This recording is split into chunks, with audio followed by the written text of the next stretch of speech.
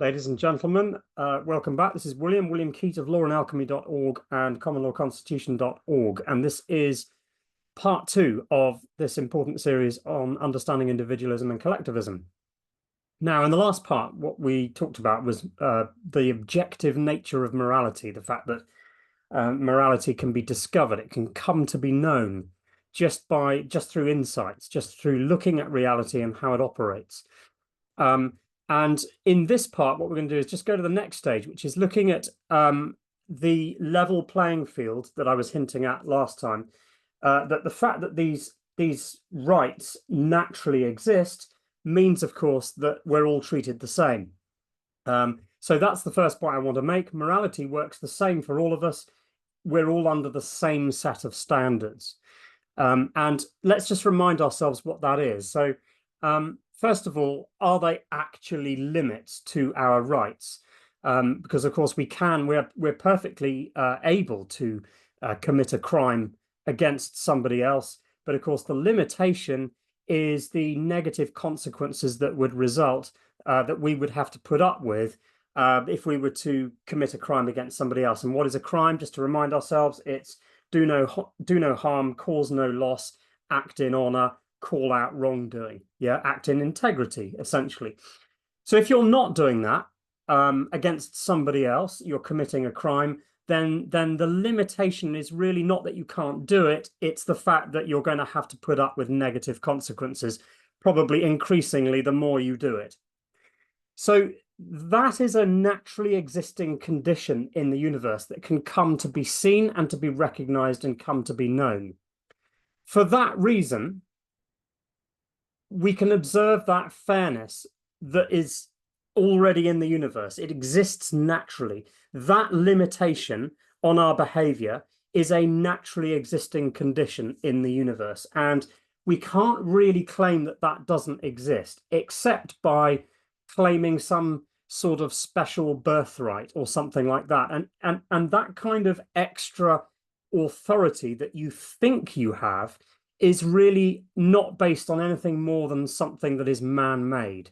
It's an artificial thing. It's a man-made thing that you might argue on the basis of the fact that you are more powerful. Why? Because you've got an army of people around you that can enforce your criminal behavior, enforce your what are actually not your rights anymore, but your wrongs on others. Yeah, so that's really what we're saying.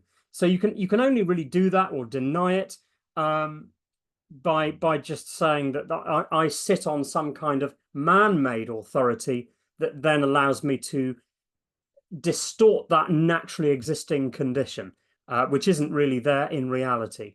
We're actually all the same in that regard. So there are, in fact, implications, of course, for arguing against that, because in arguing against the way that nature works, that itself will bring back negative consequence as well. So what we're really doing is defining rights, or if you try to claim otherwise, what you're trying to do is to claim that rights are based on something other than nature or other than reality. Yeah, so I've got some notes here. Let's just have a little read more of this. So we can observe that when we remove all man-made props and distortions, that's when we start to see the clarity. For someone to be considered liable to a different morality other than in nature, you would have to claim some special birthright. But that is always man-made. It's just a man-made claim. Nature and reality always treats us the same. Remember the island that we were talking about. So this defines naturally existing boundaries. The crime of hurting someone else is your naturally existing boundary and limitation.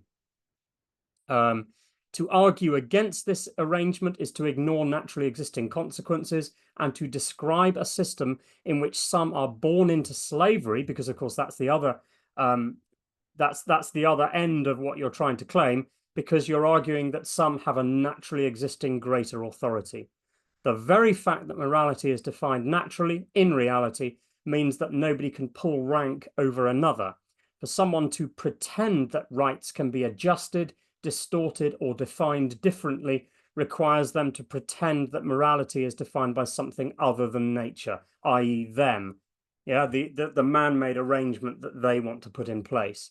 Yeah, and as soon as you claim that justice and morality is defined according to something other than nature, you are attempting to destroy the level playing field that exists naturally. Okay, now that level playing field that we're talking about there, that fairness, which is what I've got at the top of the slide there. The other word that we use in our modern system of law is equity. And that's what equity in the plain English sense in our law system is really trying to be. It's trying to replicate this idea that we all operate under the same set of standards, if you like. And we were talking at the end of the last section, weren't we, about the fact that this is what governments do when they feel entitled to decide on the limits of your rights, i.e. they think they have the right to define what your rights are and what the limits are of your rights. And of course that they think they can take them away.